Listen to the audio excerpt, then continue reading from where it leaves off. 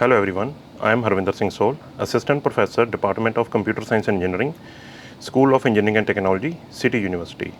My today's topic of presentation is Basics of Python. Now first of all, what is a Python? Python is a general purpose, object-oriented, high-level programming language. It is an interpreted or integrated language that is used for the web development and app development. Is Python a new language? The first question is Python a new language? Yes, Python is a new language. Python laid down its foundation in year 1980. After that, who was the founder of the Python? Guido van Rossum. He was the founder of Rhizome. He was the founder of Python. He implemented the Python in year 1989. In year 1919, it released the first Python code with version 0.0.90. Python 1 was introduced in year 1994. Python 2 was introduced in year 2000 and Python 3 was introduced in year 2008. Nowadays, the latest version of Python is 3.11.4. Which are the companies that who are using the now Python? There are various MNCs, large companies that are using the Python now these days, like Dropbox, Instagram, Google, YouTube, Pinterest, Firefox, Microsoft, Netflix, Uber. Firefox has its own code of 230k line of codes in a Python. Microsoft uses the Python with its integrated development environment, that is Visual Studio Code. Netflix uses the Python for the data science.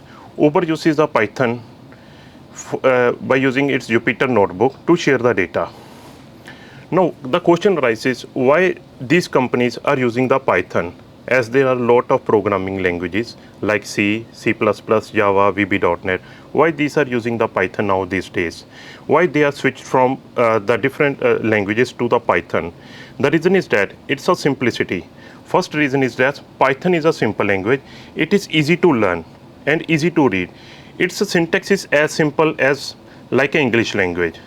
Its syntax is too much straightforward. It does not use the curly braces as in the C language. It does not use in the semicolon at the end of the line that was used in the C language. Second one is it is expressive language. Expressive language means in a Python, if we have to print out, we have to get the printout of any line. We have to write a simple line. For example, print parenthesis hello world. But if we have to get the same output in a Java or in a C language, we have to write a program of minimum 10 to 15 lines.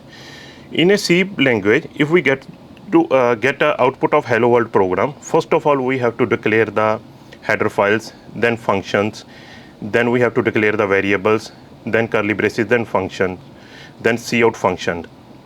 So it reduces the complexity. Also the number of lines of code also reduces in the Python. Second one is a convenience. Convenience means Python is now available in all the operating systems. It is built up in the Mac operating system. It is available for Linux. It is available for Windows. Third one is a cross-language operations. Cross-language operations means Python code can be integrated with any of the language like C, Java, C++, JavaScript, .NET. There are some another features like portability. Portability means the code of Python that is written on one operating system. For example, I have created a program in a Python language on a Windows operating system. I can run same program on a Linux or on a Mac. That's the portability. Third one is next point is the interpreted. Python is an interpreted language, means it can execute one line at a time, due to which debugging becomes easier. Object-oriented concept of a Python enables object-oriented concept. Python also uses the concept of polymorphism, inheritance, classes. Also there are some standard libraries of a Python. Why there is a need of libraries in a Python? Because Python is a language that is used nowadays for artificial intelligence, data science, machine learning, web development, application development. So there are different libraries that are used according to their different tasks. Now next step is how to install Python. We have to install Python. We have to open the website. www.python.org. Now go to the download option. Here you will get the latest version of the Python. Just click that. You will download the executable file. After downloading the executable file, just click the file. Install the Python in the same way, just like a game. Whenever you click the executable file, you will get the window where there is an option install Python. There are now two options, install now or customize installation. You can install according to your requirement, but the basic default is the install now. Click on the install now and click the two options, install launcher and add Python to the path. Then click the next option. Click again the next option, your Python will be installed. Now how to check whether your Python is installed or not? Open the terminal. You can say that open the command prompt. Just simple type the command Python and press enter. If you get any kind of error regarding this, it means Python is not clearly installed. But if you get a Python with its version, it means Python is installed. How to check the version of the Python? Open this command prompt, type the command Python ---- version. Press enter. You will get the version of the Python. Simple, as I already said, that it is an expressive language. It uses a very few line of codes to write the program, like print hello world. If we type simple print hello world, we get the output hello world. But same program takes a more number of lines in a C or C++. There are a lot of integrated development environments that are used with Pythons. Like, what do we mean by integrated development environments? IDE. These are coding tools that are used to automate the process of editing, debugging, compiling, and testing. Python uses the various kind of IDE tools like Jupyter, Notebook, PyCharms, and Microsoft Visual Studio, Spider, etc. Why there is a need of these tools? Because in a simple terminal, in a simple Python terminal, we can just run the commands, we can check the commands, and we can install the libraries. But if we have to, we can also make a small program in a terminal.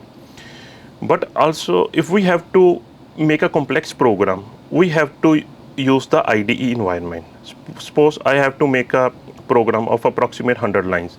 I have to write that program in a IDE. Either I can write in a Jupyter or in a Spider or in a PyCharm or in a Microsoft Visual Studio. And then after writing the program, I can save that program with extension py, that is for Python.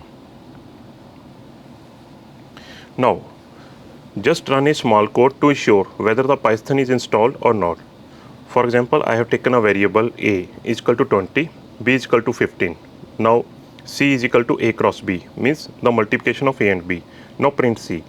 As 20 into 15, 30, I will get the output 30. This is just a small program. But the reason is this: whenever I close the terminal, the program will vanish out. It will not save. In order to save the program, I have to use the IDE environment. If I am writing the same program in a IDE environment like Microsoft Visual Studio, I can type the same code, but I can save the program with any extension like py. But in a terminal, whenever I close the terminal, the program will get vanish out. Install the libraries. There are various libraries that are used for different kind of environment, like machine learning. If someone is using a machine learning, they can have a varieties of libraries like NumPy, TensorFlow, SciPy, Pandas. If someone is installing, someone is going to create a web application, they have to use the applications like Flask and Pyramid, etc. Means various kind of applications use the various kind of libraries depending upon their requirement. Now next is a Python variables. What do you mean by variable? Variable is a memory location where you can store the values. Variable always start with the letter or underscore sign. There are two ways to assign the variables. You can assign either a single value or you can assign the multiple values. Now how to assign the values to the variable? Variables are used to hold the values. For example, I have taken the values like a is equal to 10, name is equal to Victor, salary is equal to 200.23. These are the three variables. The first variable store the integer value. Second store the string value. Third store the float value. In C language, whenever we have to define the variables, we have to define their data types like int a, float b, character c. But in Python, we don't define their data types. They are automatically allocated during the runtime or during the compilation. Like in this example, a is equal to 10, name is equal to Victor, salary is equal to 2000.23. Print a, whenever you type the command print a, you will get the output as a 10.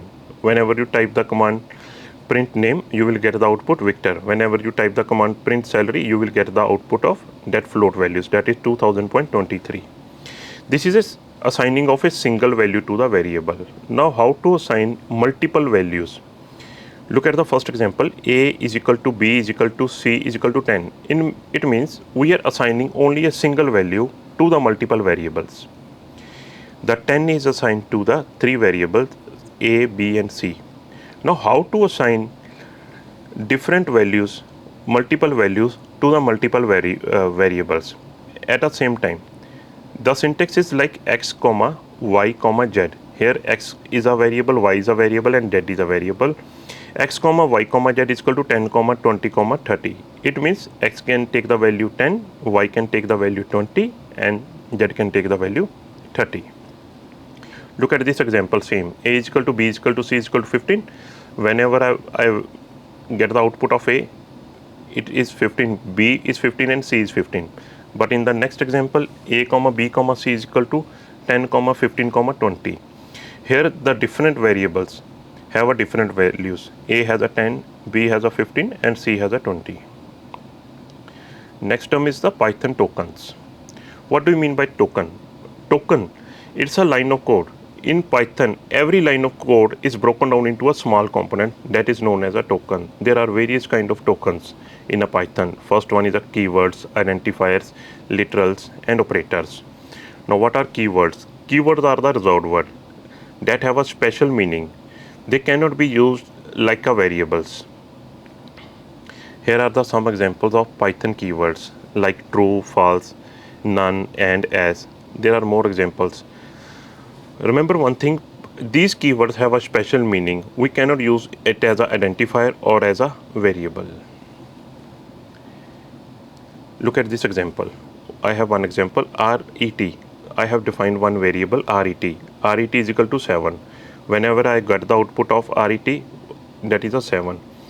But when I declare the variable return is equal to 7, whenever I want to get the output of this variable, I will get the error. Index invalid syntax means return is a keyword but it cannot be used as a variable. I have to make it a little bit change to convert this keyword into a variable. Suppose return 1 is equal to 7, because return is a keyword but return 1 is not a keyword. It can be considered as a variable. Now next term is a identifier. What do you mean by identifier? Identifier is a name that is used to identify variables, functions, classes or objects. There are some rules that are used to define the identifiers. Now the first rule is the beginning of identifiers always start with the letter or an underscore. You can start the variable name or your identifier name with a capital letter or small letter, and rest of the characters may be alphabets or maybe a digits. But we cannot start the variable name or identifier name with the numeric characters. We cannot use the 0 to 9 digits in the first place. Second one is a keyword cannot be used as identifier. Third one is a Python is a case sensitive language, means capital V and small v are different, they are not the same. Here are some examples. Small v AR is equal to 7, capital V AR is equal to 7. These are the different kind of variables that I have mentioned. But look at the example 1 VAR, numeric 1 VAR. As I have mentioned that we cannot start the variable name or identifier name with a numeric character. If I put the numeric character in the front of this, I will get the error. I have to use this numerical letter in between or either at the end of the name of the identifier. Now next term is the literals. What are literals? Literal is the raw data that is given to the variable. There are various kind of literals available. The first one is a string literal, second one is a numeric literal, third one is a boolean literal, next is a special literals. What do you mean by string literal? What is a string? String is a combination of characters or a text that is enclosed within a quotes, either in a single quotes or in a double quotes. For example, look at this example. I have declared one variable, name1 is equal to John. It is enclosed in a double quotes. Name2 is equal to James. It is enclosed in a single quote. I will get the output of both name1 and name2. You can either, there is an option. You can store the string in a single quotes or in a double quotes. But there is one more option. If you want to write the string in a multiple lines, if suppose I have a string of, I want to write the string in a multiple line, I can use the triple quotes. I have to use three quotes, single quotes before the character and after the end of the character. What do you mean by numerical character? Numerical literals. Numerical literals, these are the, we can say that as a string or a digits from 0 to 9. There are various forms of numerical literals. First one is an integer, then long, then float, and then is a complex. Integer means it can take all the positive and negative values but without any fractional part. And then is a long. Long means it is an unlimited string of integers followed by a uppercase or a lowercase letters.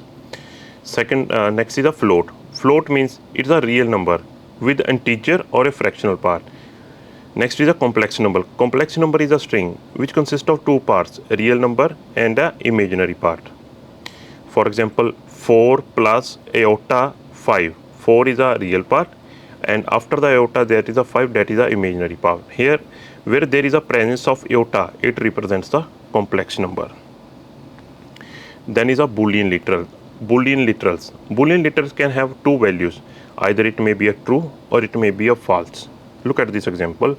I have created one variable named as a password. That is a string variable. Password is equal to ABCD. I have created one more variable that is confirmed password. Confirmed password is equal to ABCD. If I equate both, password is equal to confirmed password, I will get the answer true. But if I change the variable value, confirmed password is equal to ABCD1. Now I am equating password is equal to confirm password. I am getting the value false because the value stored in a password is a ABCD. Now the value stored in a confirmed password is a ABCD1. Both are not equal, so I am getting the value as a false. There are some special literals. There is a special literals in a Python which is called as a none, which means that the variable is yet to be initialized. These kind of special literals, for example none, these are used to represent the end of a list. Next is the assignment operators. Next is the operators. What do you mean by operators? Operators are the special mathematical symbol that are used to perform various kind of mathematical tasks. We have a various kind of operators. First one is the assignment operator. Assignment means particular assigning a particular in this we have to assign a particular value to the variables. For example, we have a various kind of operators like equal to, plus equal to, minus equal to, multiply equal to, slash equal to. Look at the example.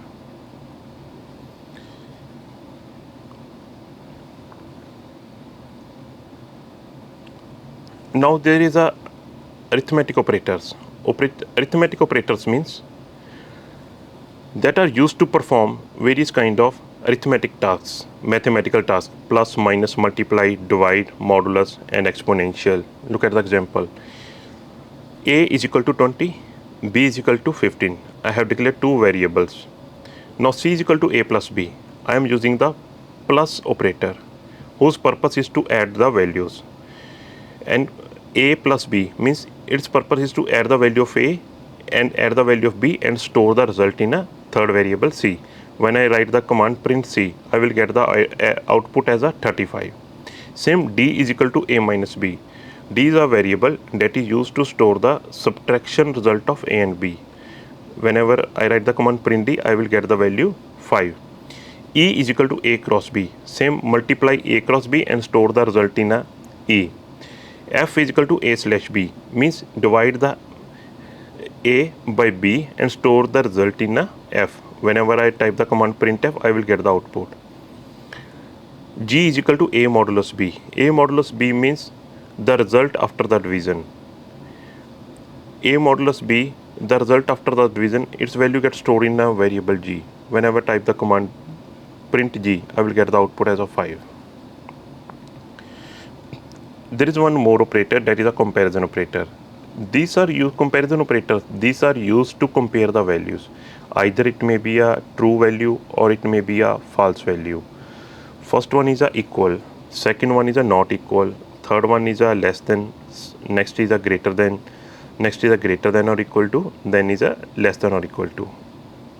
Come to this example. I have one variable p is equal to 20, second variable q is equal to 15. If I am equating the both, p is equal to q.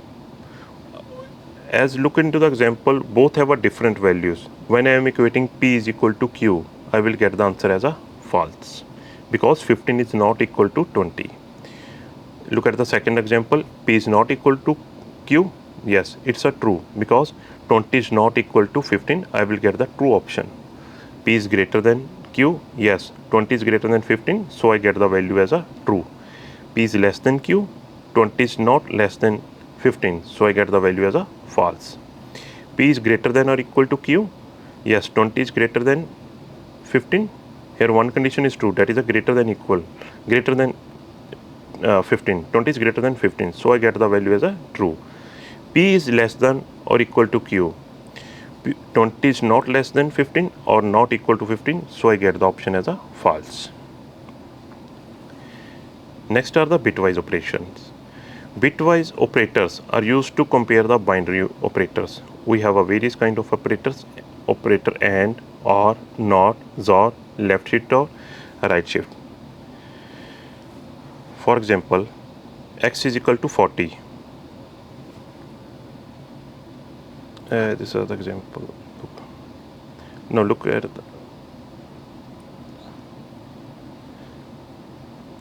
this is the example of x is equal to 40 is the example of arithmetic operators. Come to this assignment operators. This is the example of assignment operators. Here x is equal to 40, x plus 10, x plus equal to 10 is equal to 50. How? It is incremented by 10. X minus equal to 20, it is the value of now x is 50, that is decremented by 20. Now we get the value as a 30. Now the value of x is 30. X cross equal to 2 means whatever the value of x is, it is multiplied by 2 and get the result as a 60. X slash equal to 2, result is 30. How? Now the value of x is 60. Whenever I divide it by 2, I get the value as a 30. Identity operators. These are used to check the objects are the same or not. For example, we have a two kind of operator, is or is not. It returns the true if both the variables are of same object. It returns true if both the variables are not the same objects. For example, 10 is not 10. We know that 10 is a 10. 10 is not 10, it will give you the answer as a false. 10 is not 11. We know that 10 is not 11, so it gets the answer true. Like, there is one more example. I have created one list 1, 2, 3 and assign it to the nums variable. List name is nums. Nums is equal to 1, 2, 3, 4. Next 4 is in nums. I get the answer true because 4 is already present in a list. 8 in nums, no, because list contain only 4 members 1, 2, 3, 4. there is a no 8 number that is present in the list, so I get the answer as a false. But if I add the number in a list, how can I add the number in a list? That's nums dot append 8. This is a function that is used to add any number in a list. Now the list has the updated value 1, 2, 3, 4, 8. Now I check 8 is in nums. Yes, I will get the answer as a true. 8 not in nums, that is a false. But if I want to remove the values in a list again, suppose I use the function pops, nums.pop. Nums.pop means it will remove the value that is last added. Last added value is the 8. Now the updated list has a values 1, 2, 3, 4. Now I will again check 8 not in the nums. I will get the answer as a true. Now thank you.